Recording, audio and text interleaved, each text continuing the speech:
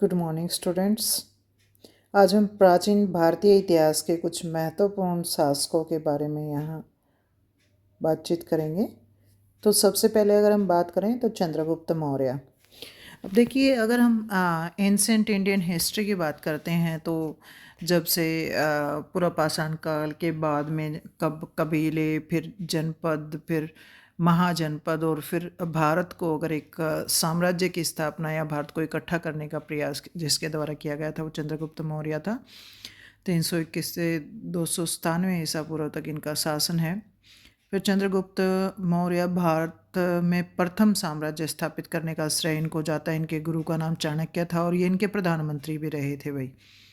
इन्हीं की सहायता से क्या करते हैं, वो धनानंद को पराजित करते हैं और मगध पर अधिकार करते हैं। फिर है चंद्रगुप्त का युद्ध सेल्यूकस निकेटर के साथ हुआ था, जो सिकंदर महान का सेनापति था भाई, और 304 ईस्वी में ये हुआ था। और जिसमें क्या करता है सेल्यूकस निकेटर क्या है, पराजित हो जाता है इसमें, और वो अपनी बेटी का विवाह चंद्रगुप्त मौर्य के साथ कर देता है और कुछ क्षेत्र भी इसको देता है, काबुल, कंधार, हेरात, ये क्षेत्र।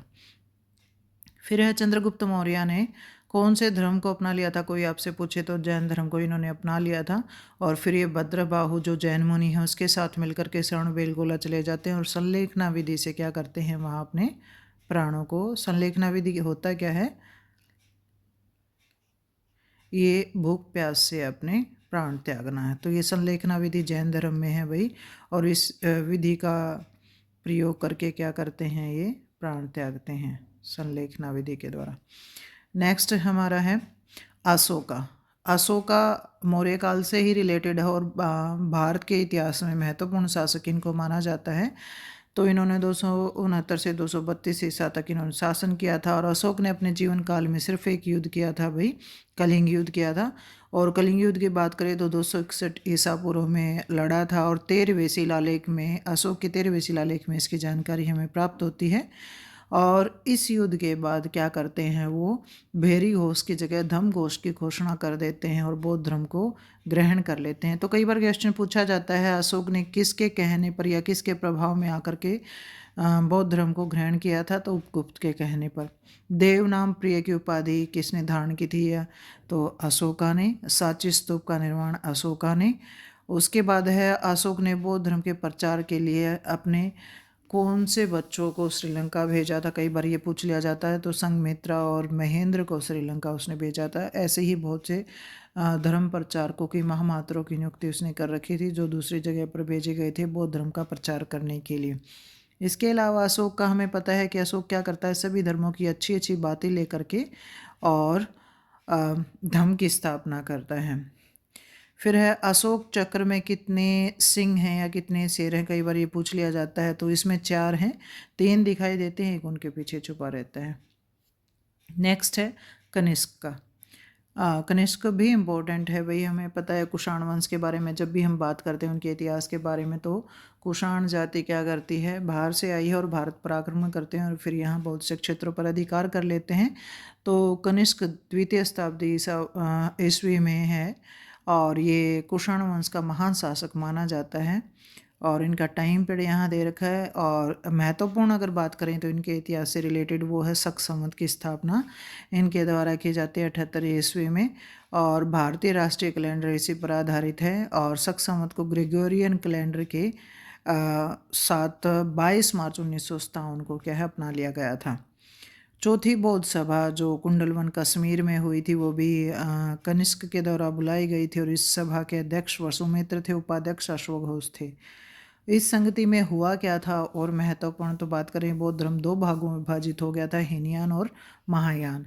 हीनयान जो पुराना धर्म था, महात्मा बुद्ध जैसे बता करके गए थे, वैसे महायान क्या है, नवीन जो रूप लेकर के आया था, मूर्ति पूजा और सारी चीज़ें आ गई थी। नेक्स्ट है समुद्रगुप्त।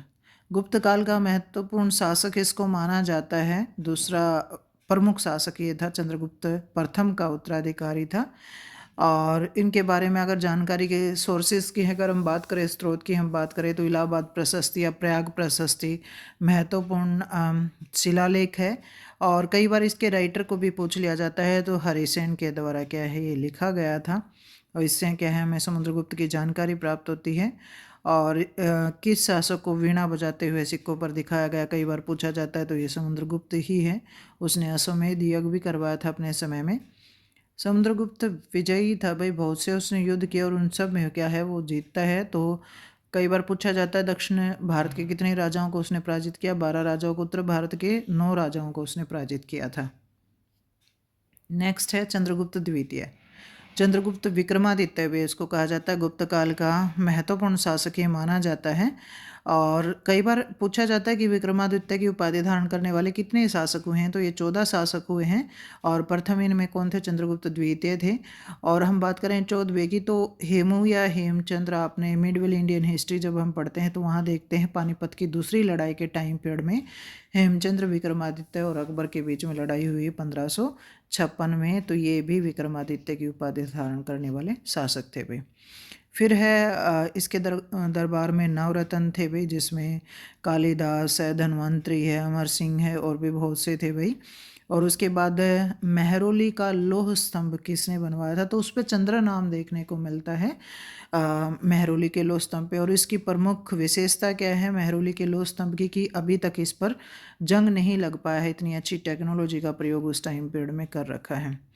और चंद्रगुप्त मौर्य या चंद्रगुप्त द्वितीय के बारे में एक चीज़ और भी है कि सकारी उपाधि धारण करने वाला शासक कौन था, तो सकारी शकों को पराजित करके चंद्रगुप्त द्वितीय ने या विक्रमादित्य ने सकारी की उपाधि धारण की थी। नेक्स्ट है हर्षवर्धन। तो वर्धन वंश का प्रमुख शासक इसको माना जाता है। 590 ईस्वी में इनका जन्म हुआ था। इनके पिता का नाम प्रभाकर वर्धन था, माता का नाम यशोमती था। और 606 ईस्वी से 647 ईस्वी तक इसने शासन किया था। और ये बहुत बार पूछा जाता है भी, हर्षवर्धन खुद भी एक लेखक थे, अच्छे नाटक उन्होंने लिखे हैं। तो उनके 3 नाटक मिलते हैं हमें, रत्नावली, प्रियदर्शिका और नागानंद। ये नाटक इनके द्वारा लिखे गए हैं और ये कई बार कंपटीशन में भी आपसे पूछ लिए जाते हैं। उसके बाद हर्षचरित, जिसमें हर्षवर्धन के जीवन काल के बारे में हमें जानकारी प्राप्त होती है। हर्षचरित की रचना बाणभट्ट ने की थी, जो हर्षवर्धन का दरबारी कवि था भाई।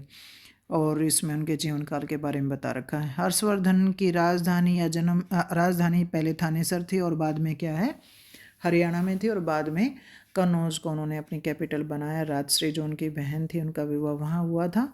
और उनके पति की हत्या कर दी गई थी, शशांक जो गौड़ शासक है उसके और एक और दूसरे के साथ। तो ये वहाँ लड़ाई करते हैं और फिर कन्नौज पर अधिकार कर लेते हैं। कन्नौज जो राजश्री की तरफ से इनको मिला था, तो इसको अपनी राजधानी बना लेते हैं। तो इनका जन्म कहाँ हुआ था, थानेसर, वर्तमान समय में हरियाणा में।